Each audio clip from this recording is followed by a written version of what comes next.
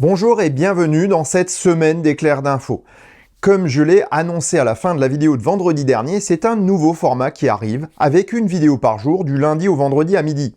J'ai décidé de faire cela pour permettre à chaque sujet de disposer d'une visibilité égale, ce qui n'était pas le cas auparavant. Pour cette semaine, je vais panacher les commentaires d'infos et d'autres types de sujets, un petit tuto et une anecdote historique liée à la voiture électrique.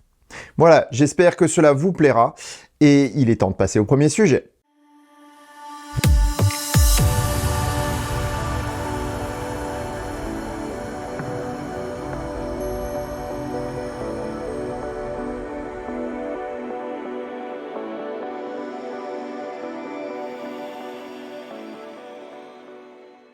On n'attendait pas le groupe dirigé par Carlos Tavares sur une telle ligne de communication, mais le concept Oli présenté le 29 septembre dernier semble bien prendre en compte beaucoup de composantes en matière de consommation durable automobile.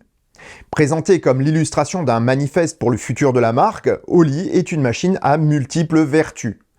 Tout d'abord, simple mais pas simpliste. La voiture dispose de fonctionnalités essentielles voulues par les clients. Un grand affichage informatique s'étendant sur la largeur du tableau de bord et une intégration du smartphone sont bien là. Et malgré une présentation sobre, présente tout de même une certaine idée de cocooning. Extérieurement, c'est un concept, et cela se voit. Son pare-brise vertical et ses formes brusquées sont bien en accord avec les nouvelles tendances que l'on rencontre de plus en plus dans le design automobile. D'un point de vue technique, les caractéristiques annoncées sont alléchantes. La limitation à 110 km/h de sa vitesse de pointe permet d'annoncer une consommation de 10 kWh au 100 et une autonomie de 400 km. C'est plutôt pas mal. On en déduit donc une batterie de 40 kWh qui peut se recharger de 20 à 80% en 23 minutes, soit une puissance moyenne de 40 kW.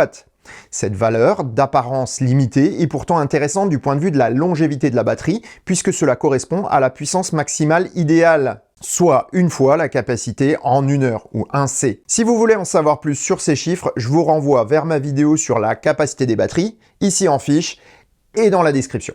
Voulu facilement recyclable et réparable, le concept Oli adopte des pièces standardisées comme les pare-chocs avant et arrière identiques. L'utilisation de matériaux d'origine naturelle ou recyclés, comme le carton, illustre un certain retour vers des valeurs plus naturelles. Une voiture périurbaine, Oli sera efficiente en raison d'un poids limité à 1 tonne. Enfin ça, c'est des caractéristiques qu'on nous donne, mais on nous donne aucune précision sur la technologie pour y arriver. Elle se veut aussi durable, avec une bonne réparabilité, mais aussi avec des possibilités de mettre à jour sa technologie avec le temps, aussi bien au niveau de l'informatique que des pièces mécaniques ou électriques. Enfin, V2G et V2L complètent ce concept en offrant une capacité de charge bidirectionnelle pour charger un autre véhicule ou répondre à des besoins énergétiques au niveau du réseau électrique en cas de tension sur la demande d'électricité. De bien belles idées et une synthèse parfaite de ce qu'il faut faire pour l'avenir selon moi. Mais vous me voyez venir, hein? Il y a un mais. Oli est un exemple de ce vers quoi nous devrions tendre, mais aussi une promesse. Et c'est bien là le problème. Ce ne sont que des paroles.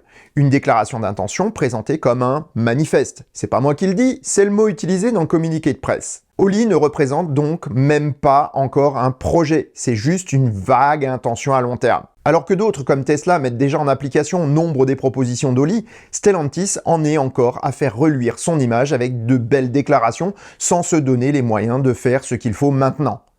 En tout cas, c'est mon avis au vu des actions actuelles du constructeur.